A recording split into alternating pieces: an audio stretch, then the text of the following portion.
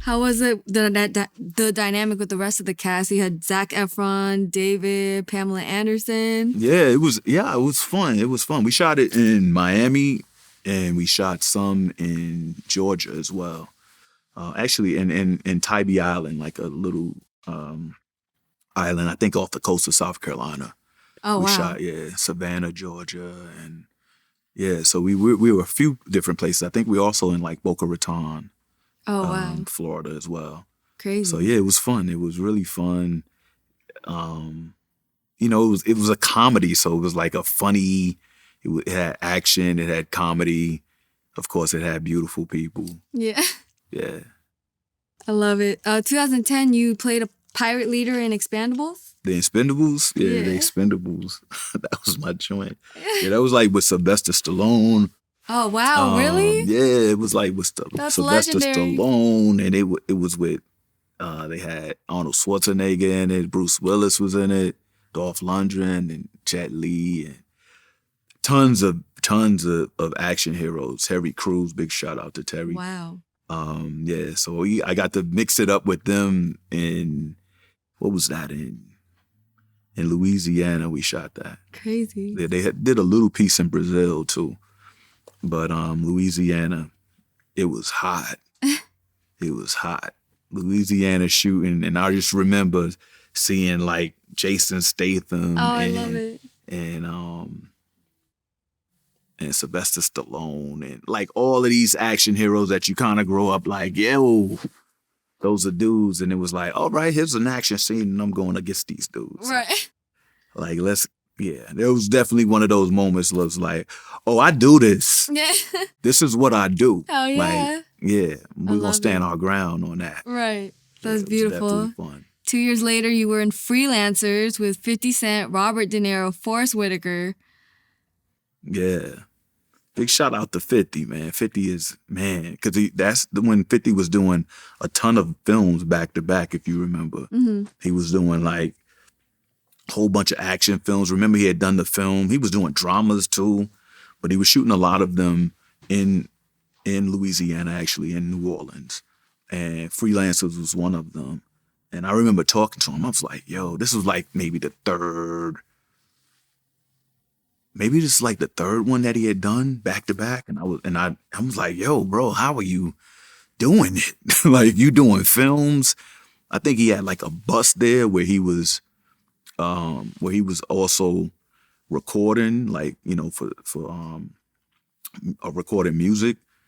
And he kind of like gave me his rundown. He was like, yo, I get up at this time, I do it. I'm like, yo, fam is a machine. What time you getting up? Yo, he was getting up like 4 in the morning, like 4 or 5 in the morning.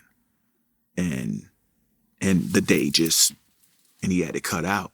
But he was on the set talking to me at this time, right? Yeah. He's producing this film.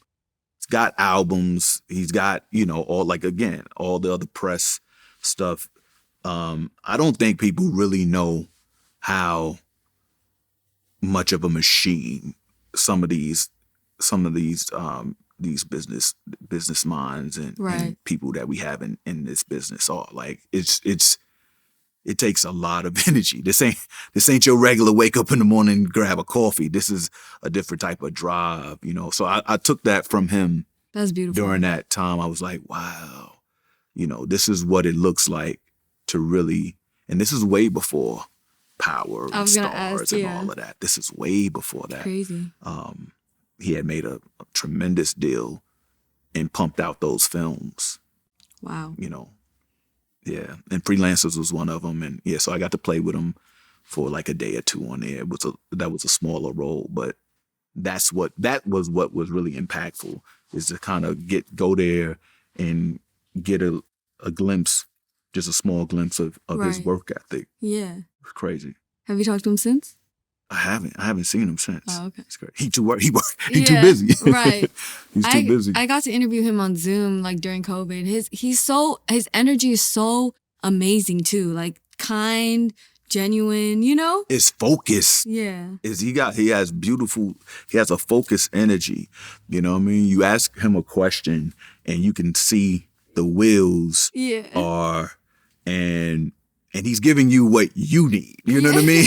He's giving you, he could answer it 1,000 different ways, but in that situation, I definitely could tell that he was giving me what I needed because I was coming to him. I was looking to produce my own films and do my own action stuff. Right. And and he just let it be known in a way that it can be done, but that, a lot of people got a talent. Not everybody got the gift. Right. That part. 1 year later, you did G.I. Joe Retaliation, your first big budget film.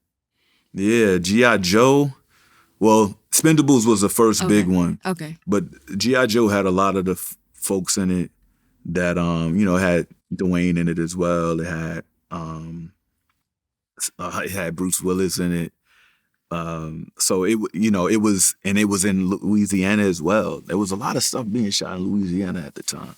So yeah, but again, that was another one where it's kind of like just building credits. It was another one where I was in it for a glimpse, like choose the scenes and keep it moving to the next project, but kind of building that filmography. Right. Man, because I was going to say, you're built like you played sports. You killed it. I did. What's your workout regimen? Oh, the workout regimen right now is horrible. I'm getting older. I got to start shaping this body into what I want it to be for the next 20, 25 years. So to me, mainly that's going to be diet. Okay. Diet. The workout has always been steady for me, but to me, diet is what's going to keep a six pack, is what's going to keep your core tight. And also, I would say just staying active, keeping the cardio. Right. Yeah, that's what I'm saying, at least. I'm on record saying it, now I got to live up to it, right? Right. Who do you listen to when you work out? It matters the mood. I'm moody. Like, what I'm listening to right now, I had a good moment listening to Nori. I was just going through a lot of Nori, and I was listening to Prodigy. Oh, wow. Yeah, I was listening to a lot of that this weekend. Oh, yeah, you from New York. I don't know why.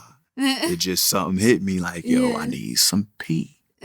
And then I was like, I need some Prodigy. I mean, I need some Nori in my life. Yeah, so I was whatting all top down, whatting through Cali. I know people looking at me crazy. That's funny. But yeah, I like I'm moody, so it just matters my mood. But I like a lot of, I like hip hop, of course. I also like some R&B. I'll go, I'll need some soft tunes sometimes. I'll need a little. Then sometimes I need like just some happy music, right? I just need some, instrumentals sometimes. I saw you say you fuck with the new Kendrick. Oh, come on. Yeah, that new Kendrick is crazy. Right. Yeah, it's crazy. I need that sometimes. Right. I need that sometimes. I could throw that on. Then I get a little too heavy. And then I move on to something else. But yeah, that Kendrick album is, man, that brother is brilliant. For sure. For real. You also did The Gambler 2013. What was that experience with Mark Wahlberg? Oh man, that experience was really cool. Mark Wahlberg, he's class act. And I got to work with Michael K. Williams in that film and learned a lot from Mike. And, a little sad, remiss that brother, we stayed in touch a lot after that. Yeah. And my brother's gone now, but I had talked to him. He had done an amazing job in the what's the HBO series? There's an HBO series that he did. It's right on the tip of my tongue. But it's with Jonathan Majors. I think it's called Lovecraft Country. Yeah. And I think there was an episode, it might have been 109. Oh, you know the number of the episode?